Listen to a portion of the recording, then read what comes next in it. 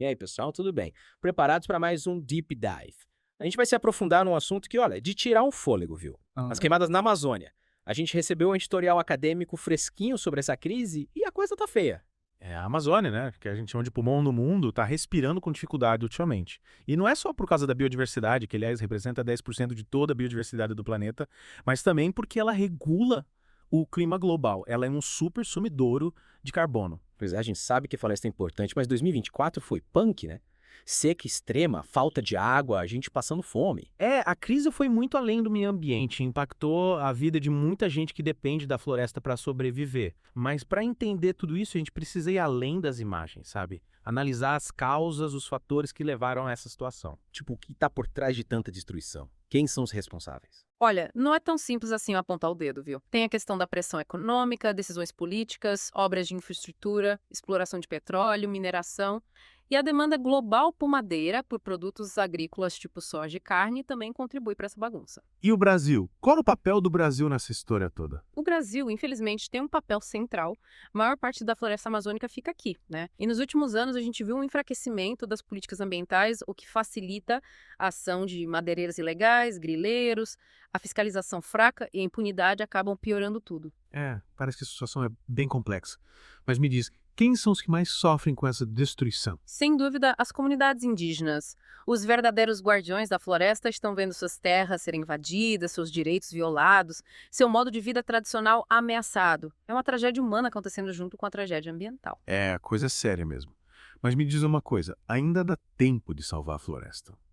Ou já chegamos num ponto sem volta? Essa é a grande questão. Cientistas renomados, como Carlos Nobre, alertam para um tal de tipping point, um ponto de não retorno. Imagina a Amazônia, essa floresta exuberante, se transformando numa savana seca. É de arrepiar, né? Nossa, que imagem assustadora. Mas me explica melhor esse tipping point que leva a gente para esse ponto sem volta. O principal fator é o desmatamento. Se perdemos entre 20% a 25% da floresta original, a Amazônia perde a capacidade de gerar chuva, de regular o clima. Aí, meu amigo, já era. E quais as consequências? Me fala que eu tô curioso e preocupado. Seria uma catástrofe global. Menos chuva na Amazônia impacta o clima da América do Sul e de outras partes do mundo. A floresta, que hoje absorve CO2, passaria a liberar esse gás para a atmosfera, acelerando o aquecimento global. É como se a gente estivesse brincando de roleta russa com o planeta, né? Mas o que podemos fazer para evitar o pior? Tem solução. A solução é um conjunto de ações, sabe? Reforçar a fiscalização, combater o desmatamento ilegal, investir em desenvolvimento sustentável na região e conscientizar a população sobre a importância da Amazônia, né? A pressão popular é fundamental para que os governos tomem medidas mais eficazes. Então, a responsabilidade de todos nós, né? Mas e os outros países da Amazônia? O que eles estão fazendo? A cooperação internacional é essencial. A Amazônia não é só do Brasil, né? 8 países compartilham essa responsabilidade. Precisamos nos unir para combater o desmatamento, criar leis ambientais mais fortes e trabalhar juntos por um futuro sustentável para a região. A união faz a força. Mas, voltando às queimadas, o que aconteceu de tão grave em 2024? Em 2024, os incêndios florestais na Amazônia aumentaram muito, principalmente no Brasil, Bolívia e Venezuela. Os dados do INPE, o Instituto Nacional de Pesquisas Espaciais, mostram um cenário assustador. E o que explica essa explosão de incêndios? Vários fatores contribuem, mas o principal é o desmatamento para abrir espaço para a agricultura e pecuária. A exploração de madeira ilegal também entra na jogada. E a seca extrema de 2024 deixou a floresta mais vulnerável, né? E ação humana? Qual o papel de cada um nessa história? A maioria das queimadas na Amazônia é causada pelo homem, seja por acidente ou por pura irresponsabilidade. E alguns governos pioraram a situação, né? Enfraqueceram a fiscalização ambiental, abriram caminho para impunidade. É como dar um tiro no próprio pé, né? Destruir um dos ecossistemas mais importantes do planeta. Mas voltando ao editorial, o que ele destaca de mais importante sobre essa crise? O editorial citou o trabalho do pesquisador Paulo Ortacho, que apontou um dado muito preocupante. Em agosto e setembro de 2024, não houve nenhum registro de raio na Amazônia, mas os incêndios estavam bombando. Outra vez, não entendi. Se não teve raio, como o fogo começou? Aí que tá. Significa que todos os incêndios daqueles meses foram causados pelo homem. Criminosos. Caramba, é muita ousadia, né? Mas o que a gente faz para combater esses crimes ambientais? O editorial defende leis mais rigorosas e punições mais severas. Chega de dar tapinha nas costas de quem comete crime ambiental. Precisamos combater os grandes esquemas de desmatamento ilegal e grilagem de terras, não só as pequenas infrações. Faz sentido. Mas, além da punição, o que mais pode ser feito? Investir em prevenção, é claro. fortalecer os órgãos de fiscalização, promover o desenvolvimento sustentável na região e, principalmente, conscientizar a população sobre a importância da floresta. Ou seja, a gente precisa agir em várias frentes para proteger a Amazônia. Falando nisso, o editorial também fala sobre a cooperação entre os países amazônicos, né? Sim, a crise ambiental na Amazônia não respeita fronteiras. É um problema que afeta a todos. O editorial defende que os países da região precisam trabalhar juntos, como um time, para combater o desmatamento, criar leis ambientais mais fortes e garantir um futuro sustentável para a Amazônia. Parece que o destino da floresta está nas mãos de todos nós. Mas me diz, o que mais esse editorial traz de interessante? Ele destaca a necessidade de romper com o modelo predatório de exploração dos recursos naturais. A gente precisa de um modelo sustentável que concilie desenvolvimento econômico com preservação ambiental e justiça social. Mas como a gente faz a mágica acontecer na Amazônia? Olha, não tem receita de bolo, mas o editorial aponta alguns ingredientes importantes. Fortalecer a governança ambiental, criar mecanismos eficazes de fiscalização e controle do desmatamento, da mineração ilegal e da grilagem de terras. E para além da fiscalização, o que mais a gente precisa colocar nesse bolo? Investir em alternativas econômicas sustentáveis para a região, como o ecoturismo comunitário, a produção de alimentos orgânicos, o manejo florestal sustentável. A ideia é gerar renda para as comunidades locais sem destruir a floresta. Parece que a gente precisa de um plano estratégico para salvar a Amazônia, né? Mas e aí, o que mais o editorial sugere? Ele fala sobre a importância de criar políticas públicas que incentivem o desenvolvimento sustentável na região. Linhas de crédito especiais, subsídios, assistência técnica, tudo isso pode ajudar a tornar as alternativas sustentáveis mais viáveis economicamente. Além de proteger a floresta, a gente precisa garantir que as comunidades locais tenham oportunidade de prosperar de forma sustentável, certo? Exatamente. E o mercado consumidor também tem um papel importante nessa história. A gente pode escolher produtos de empresas que adotam práticas responsáveis com o meio ambiente e os direitos humanos. O poder de compra do consumidor pode fazer diferença, né? Mas e a educação ambiental? Qual o papel dela? A educação ambiental é crucial para conscientizar a galera sobre a importância da Amazônia e a necessidade de mudar nossos hábitos de consumo. A gente precisa entender que somos parte da natureza e que nossas escolhas impactam o planeta. Ou seja, a educação ambiental precisa ir além da sala de aula, né? Ela precisa estar presente no nosso dia a dia, nas nossas escolhas, na nossa relação com o mundo. Exatamente. E o editorial também destaca a importância de valorizar o conhecimento tradicional das comunidades indígenas e ribeirinhas. Eles são os verdadeiros guardiões da floresta e possuem um saber ancestral sobre a biodiversidade e os recursos naturais da Amazônia. E como esse conhecimento tradicional pode ajudar a gente a proteger a floresta. Eles conhecem técnicas de manejo florestal sustentável que permitem extrair recursos da floresta sem destruí-la. Além disso, sabem tudo sobre plantas medicinais da Amazônia que podem ser usadas para desenvolver novos medicamentos. Nossa, é um conhecimento precioso que a gente precisa preservar e aprender com eles. Sabe? Com certeza. A sabedoria das comunidades tradicionais pode nos ajudar a construir um futuro mais sustentável para a Amazônia.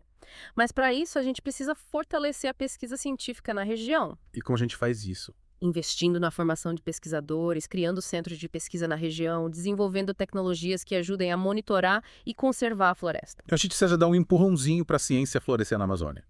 Mas e o dinheiro para tudo isso? De onde vem? A falta de recursos financeiros é um dos grandes gargalos para a pesquisa na Amazônia, mas existem iniciativas importantes, como o Fundo Amazônia, que capta doações de governos e empresas para financiar projetos de proteção da floresta. Mas como a gente garante que essa grana chegue aonde realmente precisa? Transparência na gestão dos recursos e participação da sociedade civil no acompanhamento dos projetos são essenciais para garantir que o dinheiro seja usado de forma eficiente. Então a gente precisa ficar de olho para garantir que o Fundo Amazônia cumpre o seu papel, né? Exatamente. A gente precisa ser vigilante e cobrar dos nossos governantes ações concretas para proteger a Amazônia. E para finalizar essa primeira parte do nosso mergulho, o que mais esse editorial destaca? Ele fala da importância da ética na nossa relação com a natureza. A gente precisa reconhecer o valor da natureza por si só e não só pelo que ela pode nos oferecer. A gente precisa mudar nossa mentalidade e passar a enxergar a natureza como um parceiro e não como um recurso a ser explorado. Exatamente. E essa mudança de mentalidade precisa começar agora, antes que seja tarde demais. A gente precisa se reconectar com a natureza e entender que o futuro da Amazônia é o nosso futuro. E com essa mensagem poderosa, a gente encerra a primeira parte do nosso Deep Dive. A Amazônia é muito mais que floresta, né? É um sistema gigante, cheio de vida, com uma diversidade incrível de plantas, animais e, claro, pessoas. E essa gente que vive lá, como que essa crise ambiental impacta a vida deles? Fico pensando nas comunidades indígenas, né? Que tem uma conexão tão forte com a natureza. É como se a crise arrancasse um pedaço dela, sabe? A destruição da floresta mexe com a cultura, a subsistência, a saúde dessas comunidades, imagina. A pesca, a caça, a coleta de frutos, que são atividades tão importantes para eles, ficam comprometidas com a perda de habitat, a contaminação dos rios. De partir o coração. Hum? E além dos indígenas, quem mais sofre com essa situação? Os ribeirinhos que vivem às margens dos rios também são muito afetados. A seca dificulta o acesso à água potável, impacta a navegação, que é o principal meio de transporte na região. Parece um efeito dominó, né? Uma coisa leva a outra e os impactos se espalham para todo lado. Sem dúvida. E não podemos esquecer das cidades, que também sofrem com a fumaça das queimadas, com problemas respiratórios e o aumento da poluição. Essa crise ambiental na Amazônia afeta todos nós, mesmo quem mora longe da floresta. A gente precisa se ligar nisso, né? Mas me diz uma coisa. Quais são os maiores perigos que a gente corre se não fizermos nada para mudar essa situação? Olha, um dos maiores riscos é a perda da biodiversidade. A extinção de espécies de plantas, animais, pode desequilibrar os ecossistemas de uma forma que a gente nem imagina. E além da perda da biodiversidade, o que mais a gente tem que se preocupar? Com o aquecimento global, sem dúvida. A Ah, Amazônia é fundamental para regular o clima do planeta. Se a floresta for destruída, o planeta vai esquentar ainda mais rápido. e o que acontece se o planeta esquentar demais? Aumento do nível do mar, eventos climáticos extremos, secas, enchentes, furacões, perda de áreas de cultivo de alimentos. É um futuro assustador. De arrepiar. Mas e o Brasil, que tem a maior parte da floresta, o que está fazendo para combater essa crise? O Brasil tem um papel fundamental na proteção da Amazônia, né? E nos últimos anos a gente tem visto uma maior preocupação com essa questão. O governo tem investido em programas de monitoramento e combate ao desmatamento, como o PPCD-1. E esse PPCD-1 está dando resultado. Sim, ele tem sido importante para reduzir o desmatamento, mas ainda tem muito trabalho pela frente. A gente precisa ir além das ações do governo. Ou seja, a sociedade civil precisa se mobilizar também, né? Exatamente. As ONGs, os movimentos sociais, cada cidadão tem um papel fundamental na luta pela Amazônia. A gente pode fiscalizar, educar, pressionar por políticas públicas mais eficazes e promover o desenvolvimento sustentável na região. Então a gente precisa unir forças, né? Mas voltando ao editorial, o que ele propõe como solução para essa crise? Ele defende uma mudança radical na forma como a gente enxerga o desenvolvimento na Amazônia. Chega de explorar a floresta de forma predatória. A gente precisa de um modelo sustentável que concilie desenvolvimento econômico, preservação ambiental e justiça social. Parece um baita desafio. Como a gente faz essa mudança para um modelo de desenvolvimento sustentável na Amazônia? O editorial destaca algumas medidas importantes, como fortalecer a governança ambiental, criar mecanismos mais eficazes de fiscalização, controlar o desmatamento, a mineração ilegal, a grilagem de terras E além da fiscalização, o que mais precisa ser feito? e investir em alternativas econômicas sustentáveis para a região. Ecoturismo, produção de alimentos orgânicos, manejo florestal sustentável, mostrar que é possível gerar renda sem destruir a floresta. E como a gente garante que essas alternativas sejam economicamente viáveis para as comunidades locais? Aí entram as políticas públicas, né? Linhas de crédito especiais, subsídios, assistência técnica, tudo isso pode ajudar. Então a gente precisa criar condições para que o desenvolvimento sustentável seja uma opção real para as comunidades amazônicas. Mas e o mercado consumidor? Como ele pode contribuir para essa mudança? Fazendo escolhas conscientes. Comprando produtos de empresas que adotam práticas responsáveis, com o meio ambiente e com os direitos humanos. É o poder do consumidor consciente, né? Mas como saber quais empresas são essas? Fique de olho nos selos de certificação. O selo FSC garante a origem sustentável da madeira e o selo EBD certifica que os produtos agrícolas são orgânicos e foram produzidos de forma justa. Legal. Então, na hora de comprar, a gente precisa ser um consumidor consciente, escolher produtos que não contribuam para a destruição da floresta. Isso aí. E não podemos esquecer da educação ambiental, né? É preciso conscientizar as pessoas sobre a importância da Amazônia, sobre a necessidade de mudarmos nossos hábitos de consumo. A educação ambiental tem um papel fundamental nessa mudança de mentalidade. Mas o editorial também fala da importância de valorizar o conhecimento tradicional das comunidades indígenas e ribeirinhas, né? Sim, eles são os verdadeiros guardiões da floresta.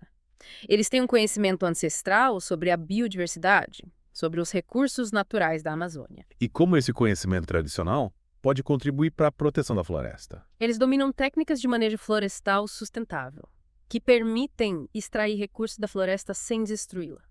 Conhecem tudo sobre plantas medicinais da Amazônia que podem ser usadas para desenvolver novos medicamentos. Que incrível! É um conhecimento valioso que a gente precisa preservar e aprender com eles. Com certeza. A sabedoria das comunidades tradicionais pode nos ajudar a construir um futuro mais sustentável para a Amazônia. Mas para que esse conhecimento tradicional seja aplicado, A gente precisa de mais pesquisa científica na região, né? Sem dúvida. A pesquisa científica é fundamental para entender a dinâmica da floresta, os impactos da ação humana, as melhores estratégias para conservar a biodiversidade. E como a gente fortalece a pesquisa científica na Amazônia? Investindo na formação de pesquisadores, criando centros de pesquisa na região, desenvolvendo tecnologias que ajudem a monitorar e conservar a floresta. Parece que a ciência tem um papel crucial na proteção da Amazônia. Mas e o dinheiro para financiar tudo isso? De onde vem? A falta de recursos financeiros é um dos grandes desafios para a pesquisa na Amazônia. Mas existem iniciativas importantes, como o Fundo Amazônia, que capta doações de governos e empresas para financiar projetos de proteção da floresta. E como a gente garante que esse dinheiro seja usado da forma correta? A transparência na gestão dos recursos e a participação da sociedade civil no acompanhamento dos projetos são essenciais para garantir que o dinheiro seja usado de forma eficiente. Então a gente precisa fiscalizar, cobrar, para garantir que o Fundo Amazônia esteja cumprindo seu papel. Com certeza. E além do Fundo Amazônia, existem outras formas de financiar a proteção da Amazônia, como os créditos de carbono. Esses créditos de carbono, como eles funcionam? Empresas que poluem o meio ambiente podem comprar esses créditos para compensar suas emissões. Interessante. É uma forma de fazer com que quem polui contribua para proteger a floresta. Mas e a cooperação internacional? Qual o papel dos outros países nessa história? A crise ambiental na Amazônia é um problema global, né? Os países desenvolvidos têm a responsabilidade de apoiar os países da região amazônica na implementação de políticas de conservação da floresta. E como os países desenvolvidos podem ajudar? Contribuindo para o Fundo Amazônia, investindo em pesquisa, desenvolvimento de tecnologias sustentáveis, promovendo acordos internacionais para combater o desmatamento. Então a gente precisa da ajuda da comunidade internacional para proteger a Amazônia. Falando nisso, o editorial que a gente comentou também fala sobre a ética na nossa relação com a natureza, né? Sim. Ele cita a ética da terra, do Aldo Leopold, que defende que a gente precisa estender nossa ética para incluir a terra, os seres vivos, respeitar a natureza, não só por causa da gente, mas por ela mesma. É uma mudança de visão e tanto. Mas como a gente promove essa mudança de mentalidade? Através da educação ambiental, da arte, da literatura, da espiritualidade, do contato com a natureza.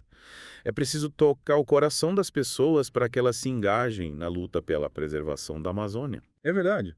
A gente precisa se apaixonar pela natureza para querer protegê-la. Mas para a gente finalizar essa parte do nosso mergulho, qual a mensagem que você deixa para os nossos ouvintes? Que a Amazônia precisa da nossa ajuda. A gente precisa agir agora para reverter essa crise ambiental e garantir um futuro sustentável para essa maravilha do mundo. E o que cada um de nós pode fazer? Informar-se sobre a problemática, fazer escolhas de consumo conscientes, apoiar ONGs, pressionar os governantes por políticas públicas mais eficazes e cultivar o amor e o respeito pela natureza. E sabe o que me deixa animada? É ver que mesmo com toda essa crise tem muita gente incrível lutando para proteger a Amazônia. O que te deixa tão otimista? Me fala. Tem muita gente fazendo a diferença. Comunidades indígenas e ribeirinhas protegendo suas terras, ONGs criando projetos de manejo sustentável, cientistas buscando soluções inovadoras, empresas investindo em práticas mais responsáveis. É inspirador. Nossa, isso dá um gás, né? Saber que tem tanta gente boa lutando por um futuro melhor. Mas me conta, quais são essas iniciativas que te deixam mais animada? Tem cada história incrível. As comunidades indígenas, por exemplo, estão criando sistemas de vigilância para combater invasões de madeireiros e grileiros. E algumas comunidades também desenvolveram projetos de ecoturismo comunitário, que geram renda e ajudam a preservar a floresta. O ecoturismo comunitário é uma ideia genial. Junta a grana com a preservação. Mas, e além dos indígenas, quem mais está fazendo bonito nessa luta? As ONGs, com certeza, elas são essenciais na pesquisa, na educação ambiental, na defesa dos direitos das comunidades tradicionais, na pressão por políticas públicas mais eficazes. Me fala algumas ONGs que estão mandando bem nessa área, vai. Tem várias. O Greenpeace, o WWF Brasil, o Instituto Socioambiental, o ISA, o Instituto Amazon. Que legal. E na área da pesquisa científica? O que tem de novo para proteger a Amazônia? O Instituto Nacional de Pesquisas da Amazônia, INPE, é referência mundial em pesquisas sobre a biodiversidade da região. E tem muitas universidades, centros de pesquisa, usando tecnologias inovadoras para monitorar o desmatamento, tipo drones, e criando sistemas de alerta precoce para incêndios florestais. A tecnologia a favor da natureza. Sensacional. Mas e as empresas? Como que o setor privado pode entrar nessa onda de sustentabilidade? Cada vez mais empresas estão entendendo que cuidar do meio ambiente é bom para todo mundo. Elas estão investindo em práticas mais responsáveis, como a agrofloresta, que combina o cultivo de árvores com produção de alimentos, e a certificação FSC para madeira, que garante a origem sustentável do produto. Parece que as empresas estão acordando para a realidade, né? E nós, consumidores, o que podemos fazer? A gente tem o poder de influenciar as empresas com as nossas escolhas. Comprando produtos com selos de certificação ambiental e social, a gente mostra para o mercado que a gente valoriza a sustentabilidade e incentiva as empresas a fazerem a coisa certa. O famoso voltar com a carteira, né? Mas e essa grana toda para proteger a Amazônia? De onde vem? A falta de recursos é um problemão. Mas existem iniciativas importantes, como o Fundo Amazônia, que recebe doações de governos e empresas para financiar projetos de proteção da floresta. E como a gente garante que esse dinheiro está sendo usado direitinho? A transparência na gestão dos recursos, a participação da sociedade civil no acompanhamento dos projetos são essenciais para garantir que a grana chegue onde realmente precisa. A gente precisa ficar de olho. Então, além de doar, a gente precisa fiscalizar, né? Mas me fala, quais outras fontes de financiamento existem para proteger a Amazônia? Os créditos de carbono são uma boa opção. Empresas que poluem podem compensar suas emissões comprando esses créditos, que são gerados por projetos que reduzem o desmatamento e as emissões de gases de efeito estufa. Ah, entendi. É como se fosse um pedágio ambiental para quem polui, né? Mas e a cooperação internacional? Qual o papel dos outros países nessa história? A crise ambiental na Amazônia é um problema global, né? E precisa ser enfrentada em conjunto. Os países desenvolvidos têm a responsabilidade de apoiar os países da região, seja contribuindo para o Fundo Amazônia, investindo em pesquisa e tecnologia, ou promovendo acordos internacionais para combater o desmatamento e as mudanças climáticas. A gente precisa da ajuda da galera lá de fora para proteger a Amazônia. E por falar em ajuda, o editorial que a gente comentou também fala sobre a ética na nossa relação com a natureza, né? Sim. Ele cita a Ética da Terra, do Aldo Leopold, que defende que a gente precisa estender nossa ética para incluir a Terra e os seres vivos. Ou seja, a gente precisa respeitar a natureza não só por causa da gente, mas por ela mesma. É uma mudança de visão bem profunda, né? Parar de enxergar a natureza como objeto e passar a vê-la como um sujeito com direitos. Mas como a gente promove essa mudança de mentalidade? A educação ambiental, a arte, a literatura, a espiritualidade, o contato com a natureza, tudo isso pode ajudar a despertar essa consciência ecológica. A gente precisa tocar o coração das pessoas para que elas se engajem na luta pela preservação da Amazônia. É verdade. A gente precisa se apaixonar pela natureza para querer protegê-la. Bom, e para a gente encerrar nosso Deep Dive de hoje, que mensagem você deixa para os nossos ouvintes? A Amazônia precisa da nossa ajuda. A gente precisa agir agora para reverter essa crise ambiental e garantir um futuro sustentável para essa maravilha do mundo. E o que cada um de nós pode fazer? Se informar sobre a problemática, fazer escolhas de consumo conscientes, apoiar ONGs que lutam pela Amazônia, pressionar os governantes por políticas públicas mais eficazes e, acima de tudo, cultivar o amor e o respeito pela natureza. É isso aí, pessoal. Que tal a gente colocar a mão na massa e proteger a Amazônia? O futuro da floresta é o nosso futuro. Valeu por mergulhar com a gente nesse tema tão importante. Até a próxima.